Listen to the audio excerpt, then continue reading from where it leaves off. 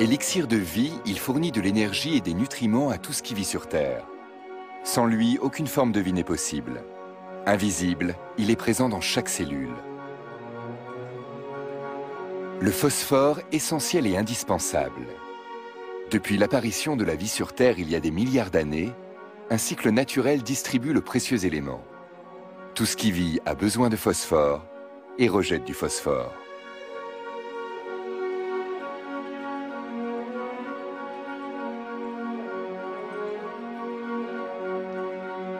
Un impératif biologique qui nous concerne nous aussi.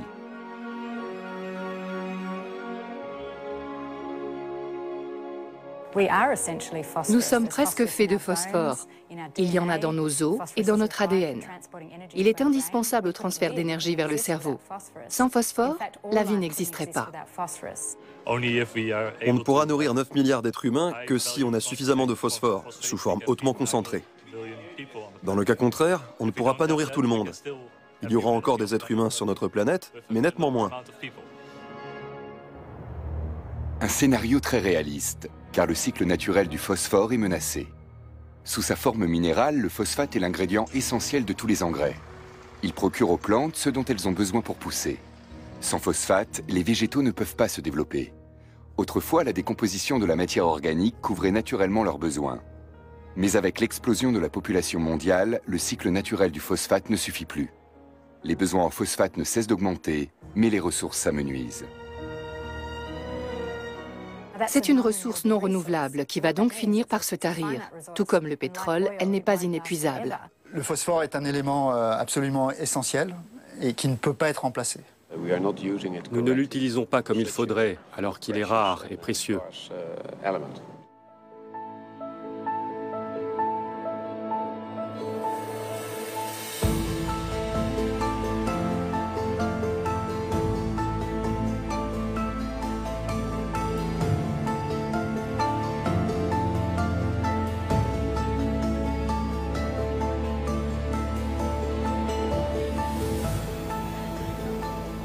Sydney, printemps 2012. Une conférence très particulière réunit des scientifiques, des responsables politiques et des experts du monde entier. Le sujet, le problème du phosphore, une menace qui n'a jusqu'à présent guère retenu l'attention des milieux politiques. Leur but, sensibiliser l'opinion mondiale.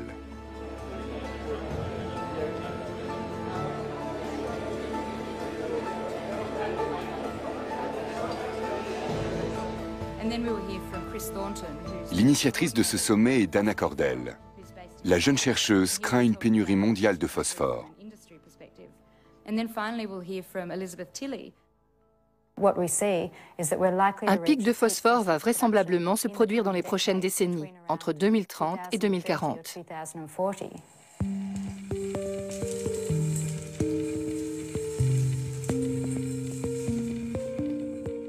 Sans phosphore, il n'y a ni production alimentaire, ni humanité.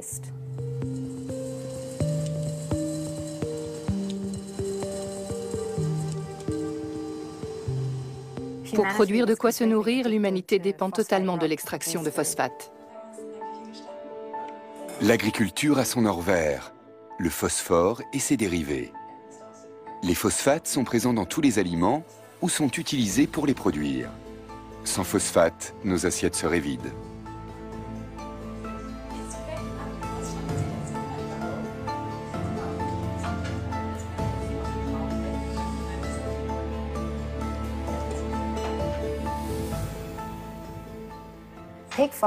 Le pic de phosphore aura d'énormes conséquences pour l'humanité.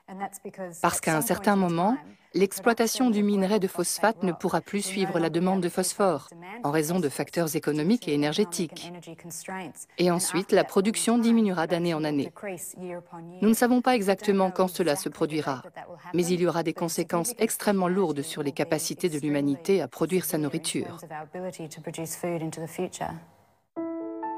Dès 1877, un chercheur anglais a découvert qu'il était possible d'utiliser en tant qu'engrais le phosphore, un résidu de la fabrication de l'acier. Mais l'utilisation intensive de phosphate comme engrais agricole n'a débuté qu'après la Deuxième Guerre mondiale. Dans le monde entier, des agriculteurs se mettent à déverser régulièrement dans leurs champs des tonnes d'un mélange de phosphate, d'azote et de potasse. Pour l'humanité, ces engrais industriels marquent le début d'une nouvelle ère.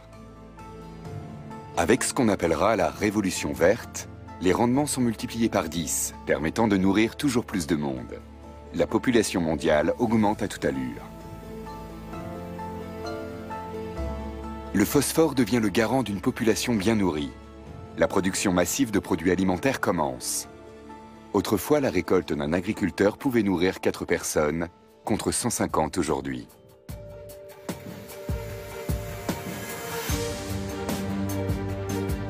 L'industrie agroalimentaire se développe. Fondement de notre prospérité, elle nourrit la majorité des habitants de la planète.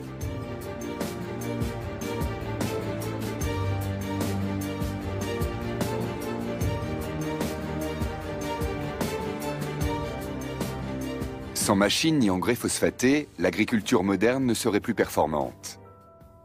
Pour atteindre les rendements souhaités, les végétaux ont besoin d'apports réguliers de phosphate.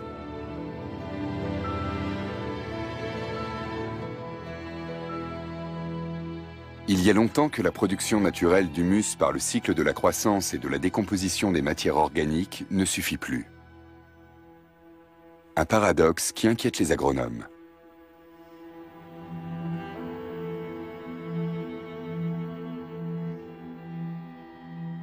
Pour moi, l'essentiel en matière de nutrition des plantes se passe sous terre. Les nutriments sont dans le sol, en particulier le phosphore. Et donc, il est essentiel d'aller voir ce qui se passe dessous pour comprendre véritablement ce qui détermine la nutrition et l'efficience d'acquisition de nutriments comme le phosphore. Le sous-sol, explique ce spécialiste, abrite un monde fascinant et encore peu exploré.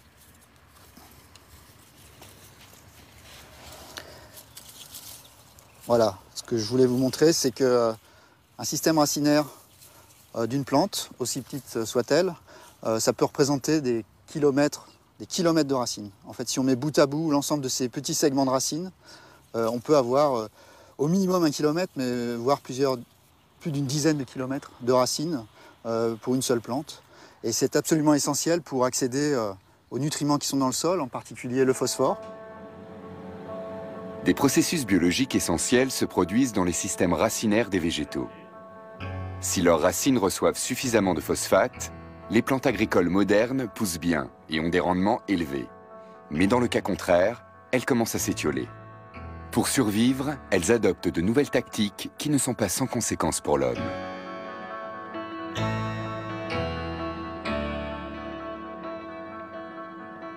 Les végétaux qui ne trouvent pas suffisamment de phosphore, qui n'arrivent pas à acquérir suffisamment de phosphore, eh bien vont en général montrer dans les cas les plus extrêmes des symptômes de carence, visibles par des changements de coloration au niveau des feuilles.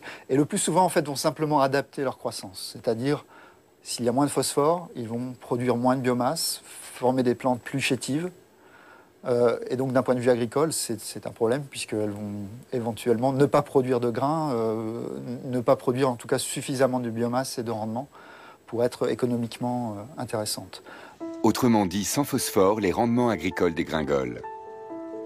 L'humanité est totalement dépendante du phosphore.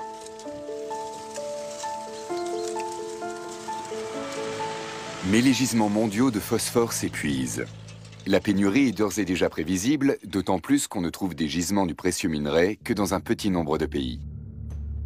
Les États en question n'autorisent que difficilement l'accès à leur site de production, car tout ce qui est rare peut rapidement se transformer en baril de poudre politique. L'aridité de cette étendue reculée de désert tunisien est trompeuse. Il y a plus d'un siècle, à l'époque coloniale, les Français découvraient les trésors cachés du sous-sol de la région. L'Afrique du Nord est riche en roches phosphatiques. Le Maroc dispose de 32% des réserves mondiales, certaines sources parlent même de 80%, mais la société minière d'État marocaine préfère rester discrète. Le désert tunisien recèle lui aussi un trésor géologique venu du fond des âges. Il y a plus de 40 millions d'années, ces terres étaient recouvertes par les eaux. Au fil des millénaires, les déchets de cet univers sous-marin se sont accumulés et ont formé une roche sédimentaire, le phosphate. Dans la nature, l'élément phosphore ne se trouve généralement que sous forme de phosphate. Aujourd'hui, c'est à la dynamite qu'on met à nu les précieuses roches. Le chef de projet, Mounawer Ajlaoui, et son équipe travaillent ici depuis de nombreuses années. Ils extraient le minerai dont le monde entier a besoin.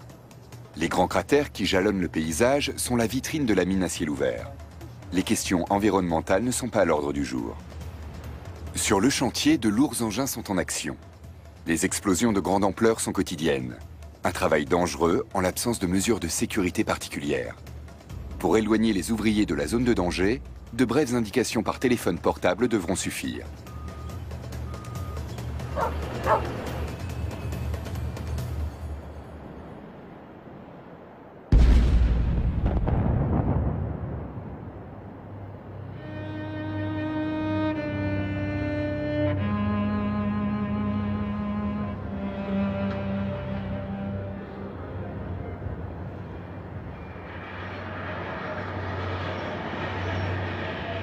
Le phosphate pour la Tunisie, c'est une ressource importante pour l'économie.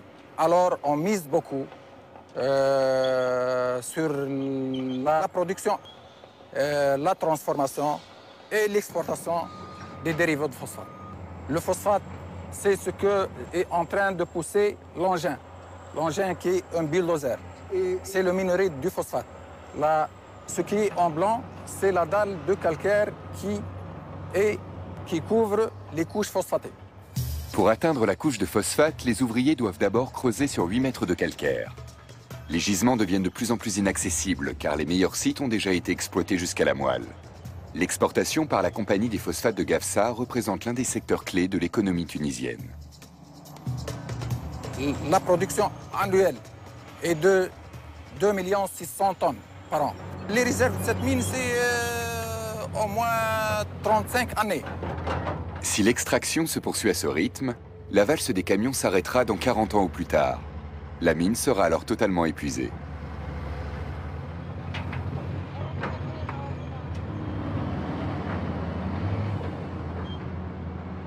Bien sûr, la durée de vie, elle sera minimale. Et quand on, soi-disant, ralentit le rythme d'exploitation, bien sûr, la durée de vie de ces mines peut augmenter. Mais pour les exploitants, pas question de lever le pied. L'activité est bien trop lucrative. Le prix de la tonne de phosphate monte en flèche. Jusqu'au port, la route est longue. Des convoyeurs à bande de plusieurs kilomètres traversent le désert pour acheminer les roches jusqu'aux villes proches du littoral où elles seront transformées. Tant que les convoyeurs ne s'arrêtent pas, les emplois sont garantis.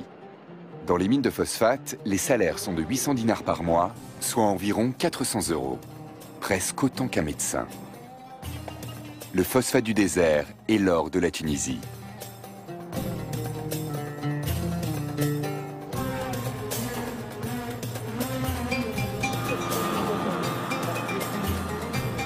Jusqu'à la révolution de Jasmin en 2011, le secteur du phosphate était aux mains de la famille Ben Ali.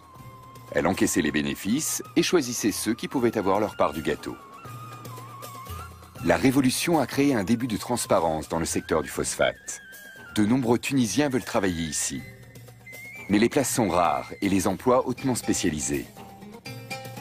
Avant d'être transportée, la roche doit être nettoyée, filtrée, séchée et traitée. Les Tunisiens connaissent la valeur de leur travail.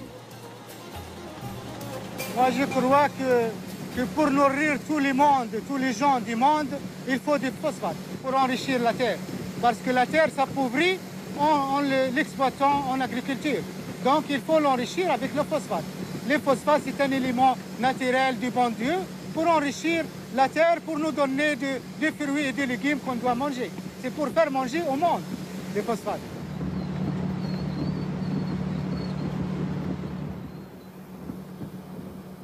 Ça, c'est notre produit fini, le phosphate. Le prix, c'est 120 $, environ 120 $ par tonne. Les rails de chemin de fer datent de l'époque coloniale. Ils étaient réservés aux trains de marchandises qui acheminaient le phosphate depuis les régions minières, à l'époque où il n'y avait pas encore de camions. Le phosphate tunisien est expédié vers plus de 20 pays. Le niveau exact des réserves mondiales et les quantités encore exploitables sont un secret bien gardé. Les chiffres sont très incertains. D'une part, on a peu d'informations, car les données des compagnies minières et des producteurs d'engrais ne sont pas toujours disponibles. Et d'autre part, nous n'avons aucune garantie concernant la fiabilité de ces données. ICL Fertilizers est le plus grand fabricant d'engrais phosphatés d'Europe. Le groupe international annonce traiter chaque année 4 millions de tonnes de phosphate brut venus d'Israël. 120 000 tonnes sont transformées en engrais à Ludwigshafen en Allemagne.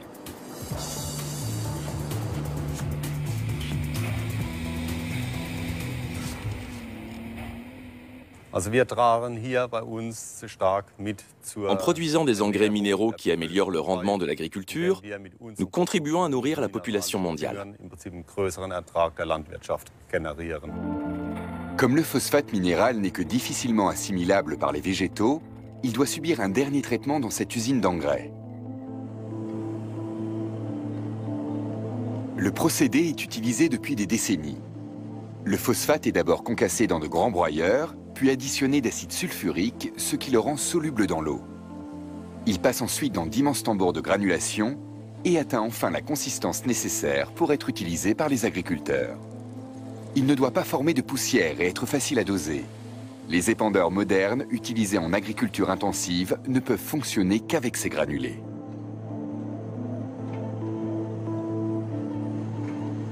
But de ce coûteux processus, obtenir un produit hautement soluble.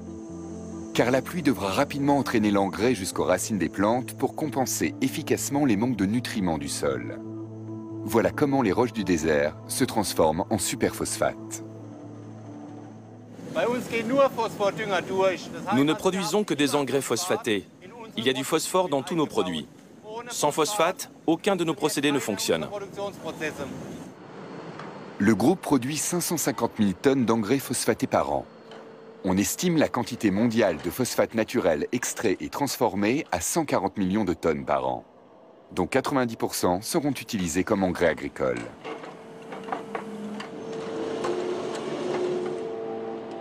Les engrais ICL rejoignent les grands ports par voie fluviale, puis sont acheminés partout où l'ajout de phosphate dans le sol est nécessaire.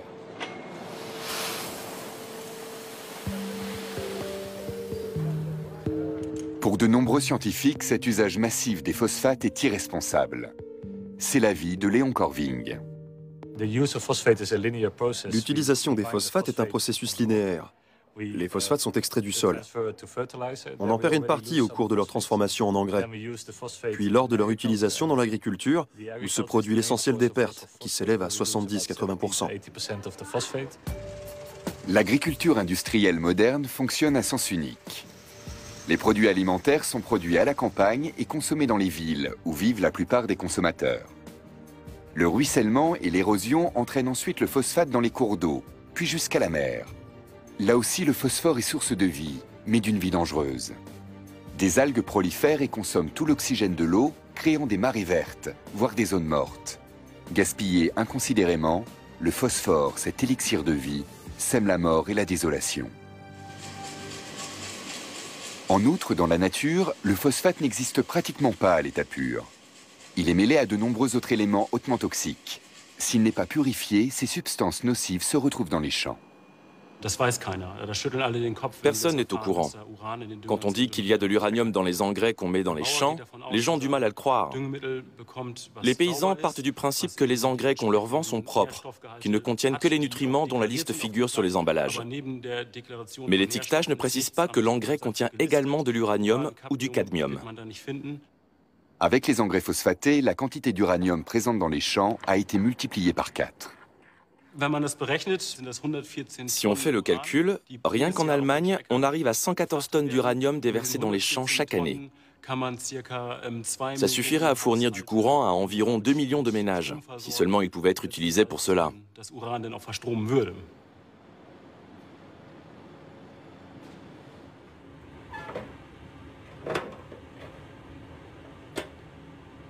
Un dilemme qu'on pourrait résoudre si on le voulait vraiment.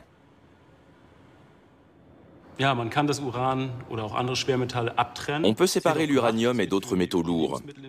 On le fait déjà avec l'uranium et le cadmium pour la production de phosphates destinés à l'industrie alimentaire.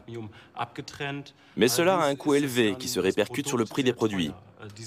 Si on purifiait les engrais, ils seraient hors de prix.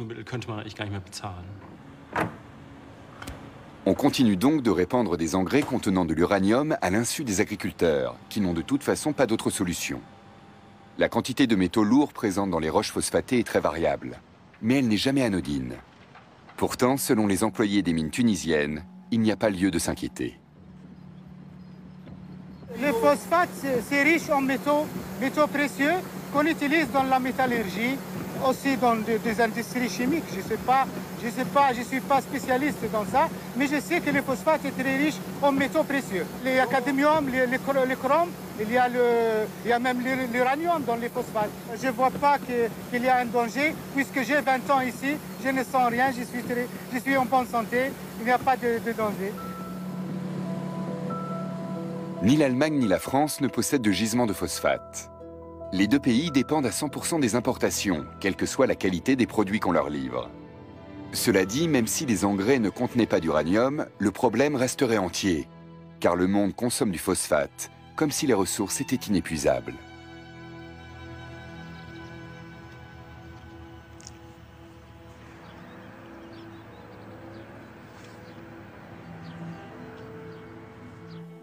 Si nous ne changeons pas maintenant notre manière d'utiliser le phosphore, à terme, nous ne produirons plus assez pour nous nourrir. Environ 20% des phosphates extraits ne servent pas à la production alimentaire.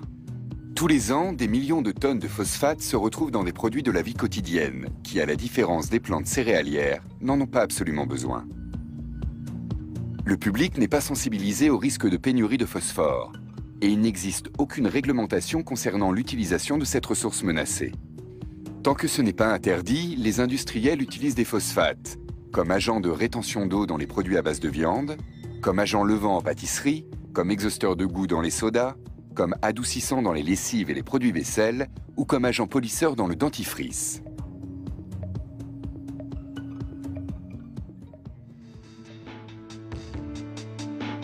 En Europe, ces phosphates destinés aux produits de consommation courante sont fabriqués par un groupe néerlandais. Termfos est l'un des acteurs majeurs sur le marché des phosphates. Termfos produit du phosphore et des dérivés du phosphore. Nous fabriquons par exemple de l'oxyde, du chlorure ou du sulfure de phosphore. Nos produits entrent dans la composition de divers agents, comme des retardateurs de flamme, des détergents, des additifs alimentaires, des produits phytosanitaires ou de traitement de l'eau. Comme chez ICL à Ludwigshafen, le phosphate brut est traité dans de gigantesques installations avant de pouvoir être utilisé dans l'industrie. Ce que vous voyez ici, c'est une poussière très fine obtenue par broyage. Elle arrive dans cette compacteuse qui va l'agglomérer, un peu comme font les enfants quand ils forment des boulettes de terre glaise. Plus les granulés sont gros, plus la force centrifuge les pousse vers l'extérieur. Ce qui fait que les granulés qui tombent sur le convoyeur en dessous ont tous à peu près le même calibre. La poussière de phosphate est transformée en mini-briquettes. Les bandes de convoyage les transportent jusqu'à de grands fours où elles sont chauffées à des températures pouvant atteindre 1000 degrés.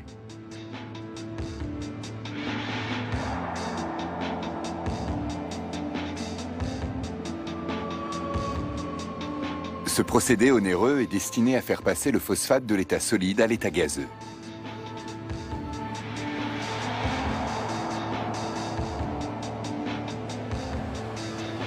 Un spectacle impressionnant qui évoque les hauts fourneaux.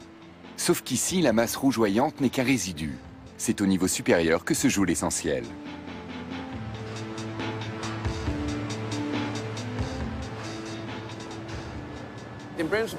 Le four fonctionne comme une colonne de distillation. Le phosphore pur sort par le haut et les résidus s'écoulent par le bas.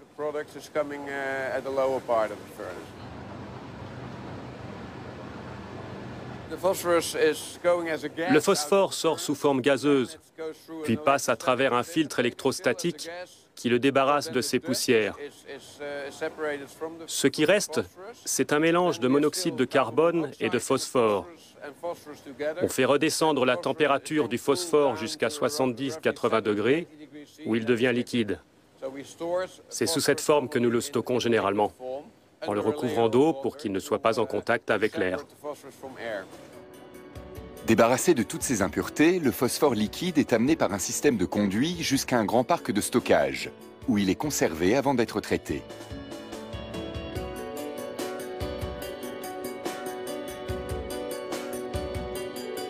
Voilà à quoi ressemble le phosphore pur ainsi obtenu. Pour les produits de consommation courante, il existe déjà des alternatives au phosphate. Mais elles sont souvent trop chères pour les industriels. Un sens de l'économie qui comporte des risques. Nous risquons de nous retrouver dans une situation où nous n'aurons plus assez d'engrais pour faire pousser de quoi nourrir la population mondiale. Et c'est très préoccupant car actuellement la demande de phosphore augmente. La population de la planète augmente rapidement et la nourrir est un défi colossal. Selon les estimations des Nations Unies, il faudra augmenter la production alimentaire de 70% dans les décennies à venir. Aujourd'hui, 1 milliard d'êtres humains souffrent déjà de la faim. Pour l'instant, en raison de la démographie galopante, aucune amélioration rapide de cette situation n'est en vue. Bien au contraire.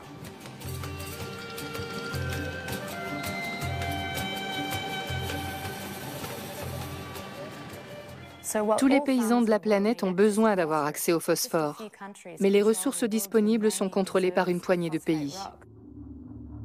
Les réserves de phosphore les plus importantes du monde se répartissent sur le territoire de 5 États. Le Maroc,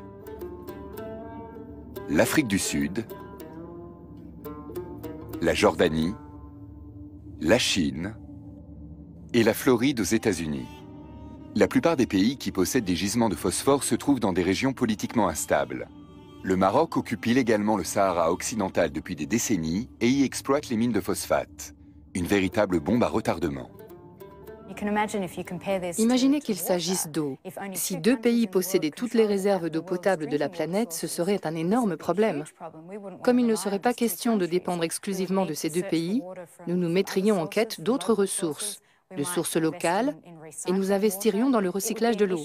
Ce serait un enjeu de sécurité et une priorité politique. Mais pour le phosphore, nous n'avons pas la même vision. C'est une erreur. Que se passera-t-il si l'un de ces pays met un terme à l'exportation de phosphate ? Une inquiétude qui n'est pas dénuée de fondement, comme le montre l'exemple tunisien. En 2008, la région minière a été secouée par des troubles qui ont déclenché le printemps arabe. Conscients de la manne entre les mains de la compagnie des phosphates de Gafsa, les Tunisiens voyaient les prix du minerai grimper sans fin. Ils voulaient avoir leur part de cette richesse extraite de leurs terres, dans leur pays. Les manifestants avaient notamment bloqué les voies de communication vers les ports.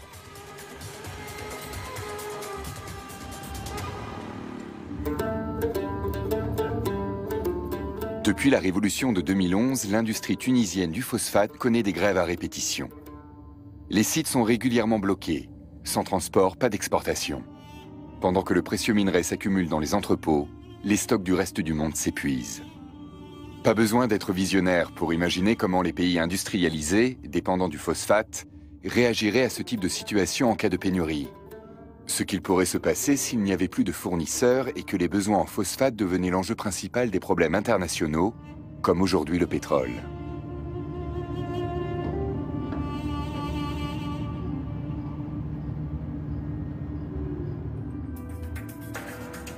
L'économie mondiale est très sensible à la pénurie de ressources. La première crise du phosphore remonte à 2008, quand la Chine décrète une taxe sur ses exportations de phosphore, alors que la demande mondiale d'engrais avait augmenté. Cette décision avait déclenché achats de précaution et spéculation. Sur les places boursières, les prix du phosphate étaient montés en flèche, passant de 44 $ à 430 $ la tonne.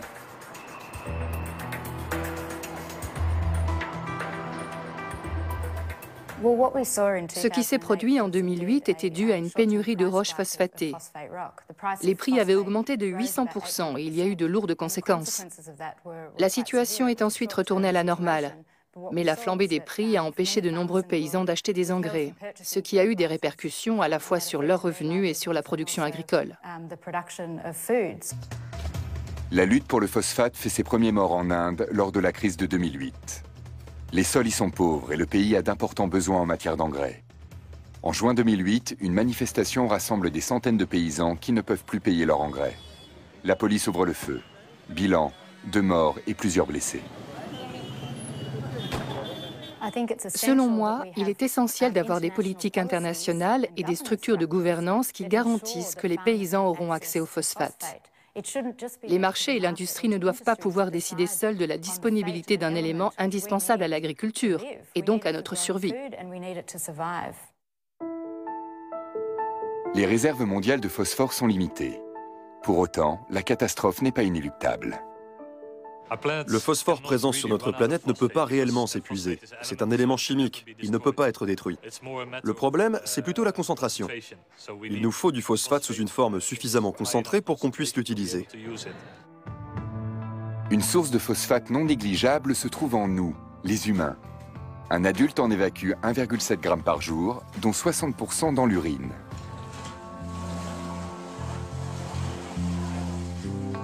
L'entreprise néerlandaise GMB, spécialisée dans le traitement de l'eau, travaille depuis plusieurs années à la récupération du phosphate. L'une des têtes pensantes de ce projet visionnaire est Ferdi van Rossum. Pour lui, l'avenir de l'humanité est dans l'urine. L'idée n'a rien de farfelu, comme le prouvent nombre d'expériences réussies. Une grande partie de l'urine nous est fournie par le projet MSD for Mothers, qui collecte l'urine de femmes enceintes pour recycler les hormones. Nous nous fournissons aussi auprès de concerts pop et peut-être bientôt auprès d'hôpitaux et d'autres collectivités. Le laboratoire de Ferdi van Rossum est à la pointe de l'innovation. Chaque semaine, il reçoit 1 million de litres d'urine pour produire le plus de phosphate possible.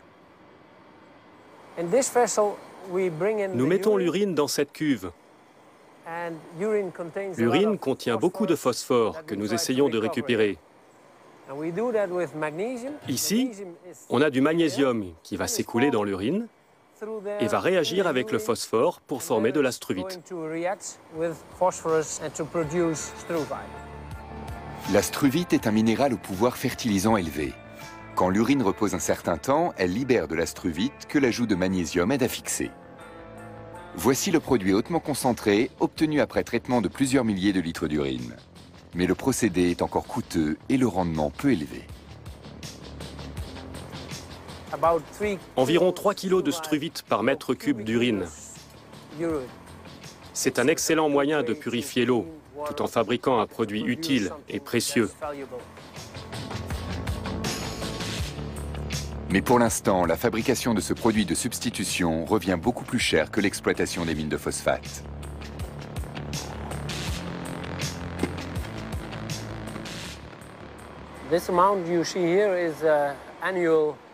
Voilà notre production annuelle. Comme vous pouvez le voir, c'est une poudre très fine et prête à l'emploi.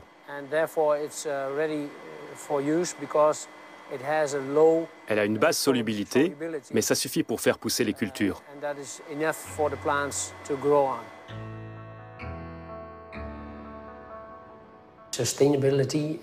Le développement durable compte dans tous les domaines, pour laisser à nos enfants un monde meilleur.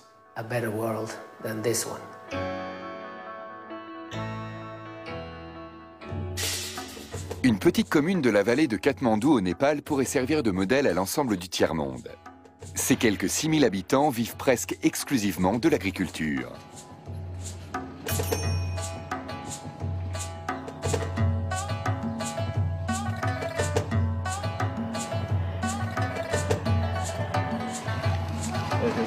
Tout l'engrais utilisé au Népal est importé. On l'achète dans de petites boutiques, souvent à des prix inabordables pour les paysans qui pratiquent les cultures vivrières.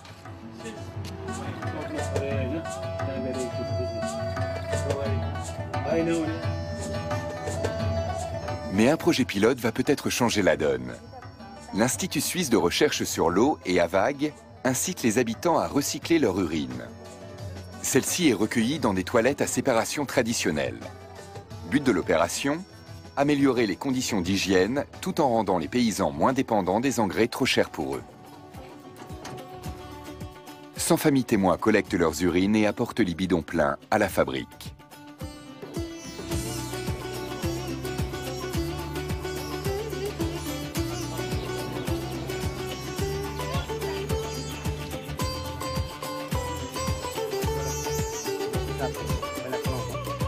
L'urine y subit le même genre de traitement que dans le laboratoire néerlandais. On lui adjoint du magnésium. Ici, pas de machine. Le travail se fait à l'huile de coude. Quant aux matériaux utilisés pour confectionner les filtres, ils sont nettement plus simples. Une fabrique d'engrais économique et à taille humaine qui produit un engrais bon marché, la Struvit.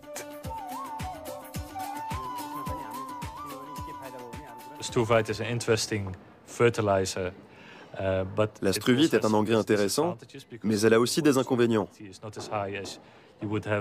Elle est moins soluble que les engrais du commerce.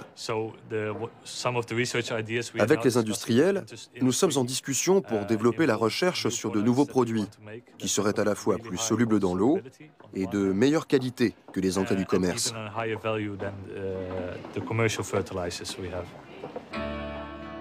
Le chercheur néerlandais veut aller plus loin. Il travaille pour le centre d'excellence Vetsus et y encadre des étudiants en thèse de l'Institut Von Hall à Leeuwarden. La jeune génération travaille sur des technologies créatives pour assurer la production future de phosphate.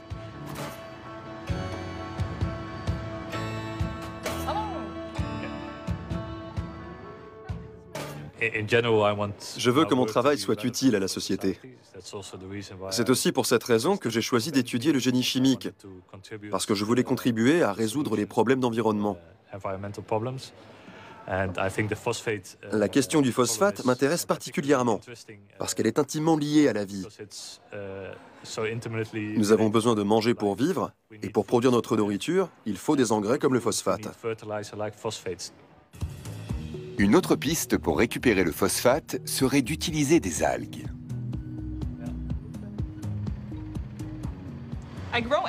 Je fais pousser des algues que je transplante dans un biofilm pour qu'elles s'assemblent et forment une seule grande couche.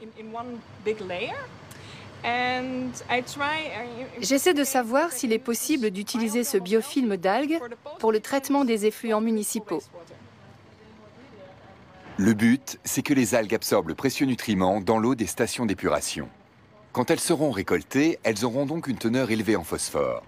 Puis elles se décomposeront et formeront un humus riche et très utile aux végétaux.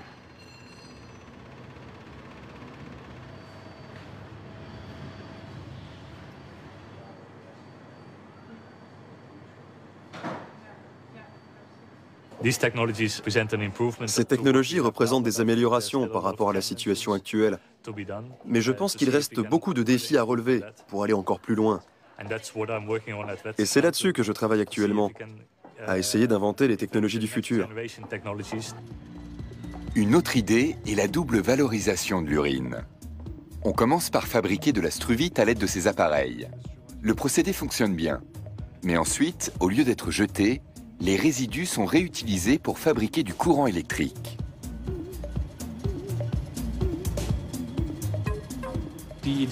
Nous sommes capables de traiter environ 500 litres d'urine par jour avec une excellente efficacité énergétique, car nous pouvons produire de l'énergie en même temps.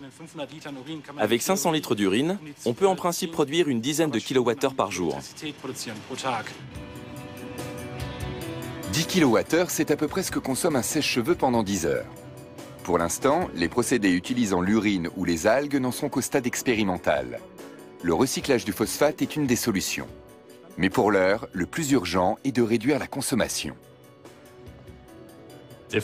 Des entreprises comme Coca-Cola ou le géant Unilever pourraient se montrer plus responsables tout au long de la chaîne alimentaire et favoriser l'utilisation de phosphate recyclé dans la culture et la fabrication de leurs produits. Cet appel s'adresse aussi à des entreprises comme Termphos, qui pour l'instant utilisent leur phosphate brut à des fins non alimentaires. L'important, ce n'est pas tellement ce qu'offre ou n'offre pas notre catalogue. C'est de ne pas gaspiller le phosphore, de l'économiser pour pouvoir nourrir les générations futures. Notre vision de l'avenir, c'est de parvenir à récupérer le phosphore contenu dans différents déchets et à en faire des produits utilisables pour l'alimentation de demain. Si nous faisons attention au phosphore, il n'y aura pas de problème. Il y en a largement assez pour tout le monde, à condition qu'il soit géré comme il faut. Rob de Ruyter ne précise pas si cela suffira à couvrir les énormes besoins de Termphos. Le groupe traite 600 000 tonnes par an, 6 fois plus qu'ICL, le fabricant d'engrais de Ludwigshafen.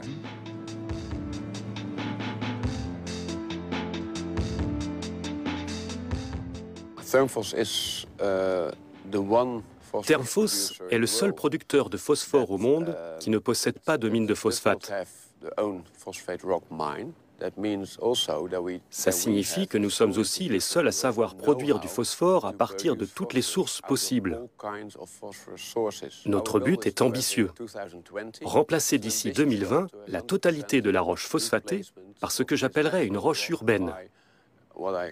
Car les mines de demain seront aux abords des grandes villes. Aujourd'hui, plus de la moitié de l'humanité vit dans des métropoles et la tendance est à la hausse. L'urbanisation ne cesse de gagner du terrain. Les matières rejetées par les citadins sont collectées par les égouts et représentent un fort potentiel pour la récupération du phosphate.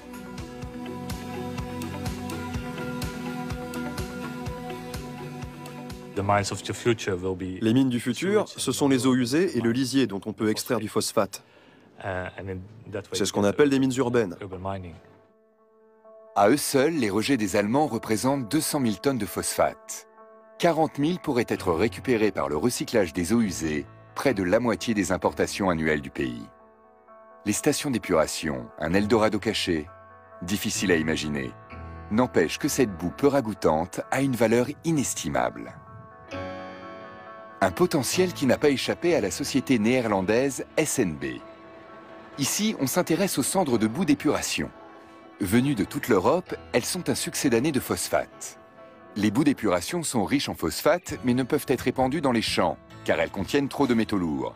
Une fois incinérées, elles sont moins toxiques. SNB exploite un incinérateur de boue d'épuration entièrement automatisé, un modèle unique à ce jour. Cette unité est la plus grande usine d'incinération des boues d'épuration au monde. Chaque jour, 1500 tonnes de boue d'épuration arrivent sur le site pour y être incinérées. La cendre servira de base à la fabrication d'engrais. Mais des entreprises comme Termphos la mélangent aussi à du phosphate brut. Le produit de nos déjections retourne ainsi dans la chaîne alimentaire.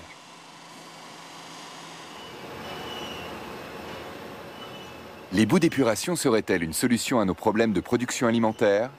Ce n'est pas aussi simple. Les métaux lourds ne sont pas le seul écueil. Il y a aussi les bactéries, d'où l'utilité des incinérateurs.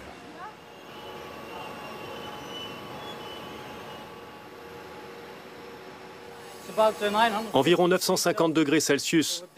À cette température, tous les polluants organiques sont détruits. Mais ces températures ne permettent pas d'éliminer toutes les substances toxiques. On ne peut donc utiliser la cendre comme succédané de phosphate qu'en petite quantité. Le résultat de l'incinération des boues, ce sont ces cendres. Les Néerlandais ont un but ambitieux. Notre objectif est de recycler 100% des matières d'ici 2015. À Montpellier, Philippe Insinger suit une piste totalement différente. Il est persuadé que la solution du problème se trouve dans les racines des végétaux.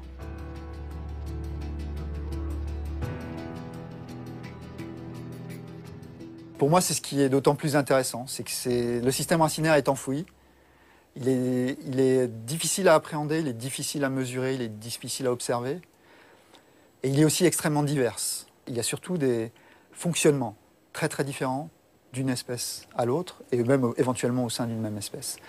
Et les raisons qui sont derrière ça, c'est que les végétaux, et en particulier leur système racinaire, doivent véritablement faire preuve de plasticité, d'intelligence quelque part, pour s'adapter à des environnements difficiles.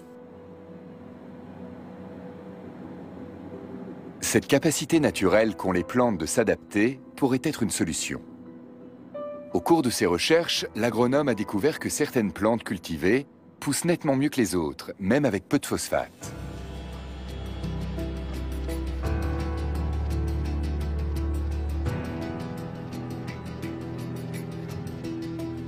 Il espère trouver la clé de ce phénomène dans les cellules des racines. L'une des stratégies des plantes consiste à se lier à des champignons du sol pour mieux accéder aux nutriments. Cette association symbiotique entre des champignons et les racines des plantes est appelée mycorhize.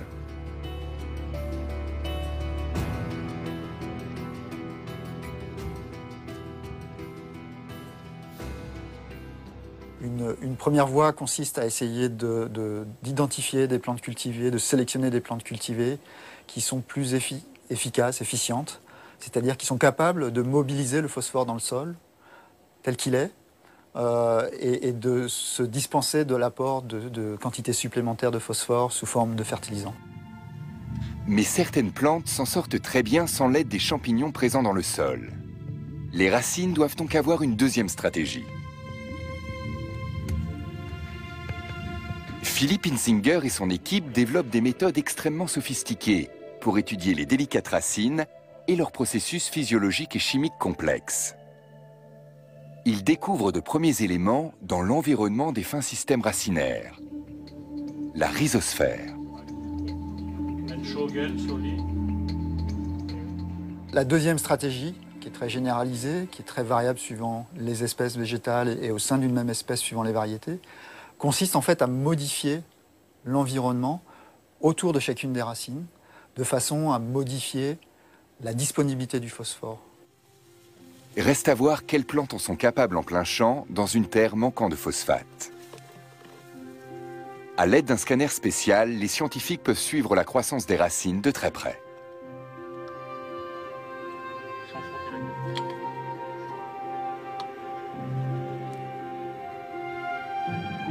Au cours de ses recherches, l'agronome a fait une curieuse découverte. Les espèces qui développent les stratégies les plus efficaces pour prospérer avec un minimum de phosphate sont des espèces et des variétés anciennes que l'agriculture moderne a aujourd'hui abandonnées.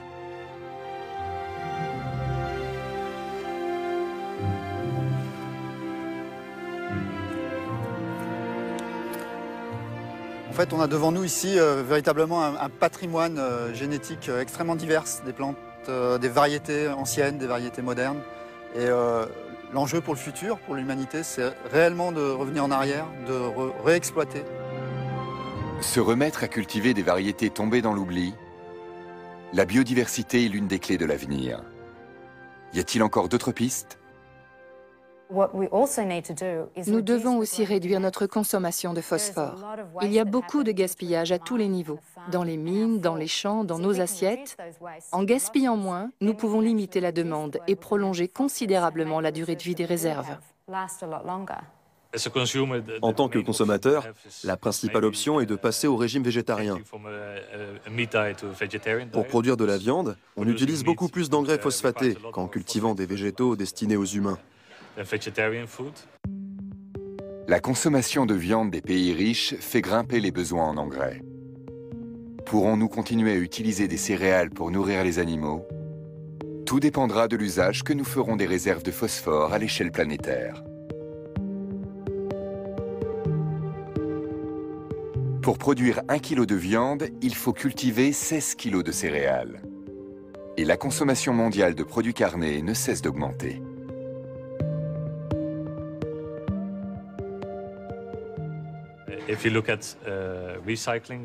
Pour recycler le phosphore, on peut trier les déchets de la maison et de la cuisine, séparer ce qui est biodégradable de ce qui ne l'est pas. Ça permettrait à l'industrie des déchets de récupérer les nutriments présents dans la nourriture que nous jetons. Toute la nourriture que nous jetons contient du phosphore.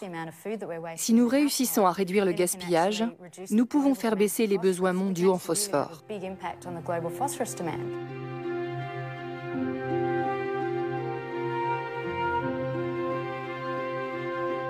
Donc je pense que pour le futur, compte tenu de la rareté et de la cherté de ce nutriment dans le futur, il va être essentiel de mieux tirer parti de cette diversité de végétaux qu'on connaît, de la compréhension de ces systèmes, en particulier très économes en nutriments, de façon à essayer de transférer modes d'adaptation, les adaptations, on va dire, de ces végétaux à ces conditions particulièrement difficiles, à nos plantes d'intérêt agronomique, afin d'augmenter globalement l'efficience du phosphore dans le système. À l'heure actuelle, c'est cette dernière approche qui semble la plus prometteuse, loin devant les divers procédés de recyclage. Le problème, c'est que ces sources de phosphate sont beaucoup moins concentrées que la roche phosphatée. Il va falloir concurrencer les engrais classiques pendant encore 100 ans au moins.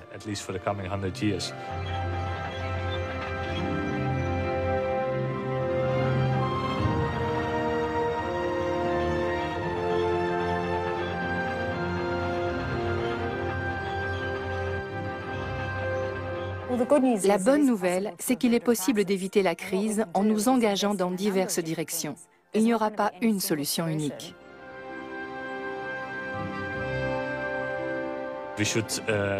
D'une part, nous devons améliorer l'efficience de l'agriculture de manière à mieux utiliser le phosphate et plus longtemps. Et d'autre part, nous devons transformer le cycle du phosphore en cycle continu. Ainsi, nous pourrons en disposer indéfiniment. Le phosphore, cet élément essentiel à la vie, confronte l'humanité à de nouveaux défis. Pour l'instant, il reste assez de phosphate et suffisamment de temps pour nous préparer à affronter une pénurie à venir. Mais il ne faudrait pas trop tarder.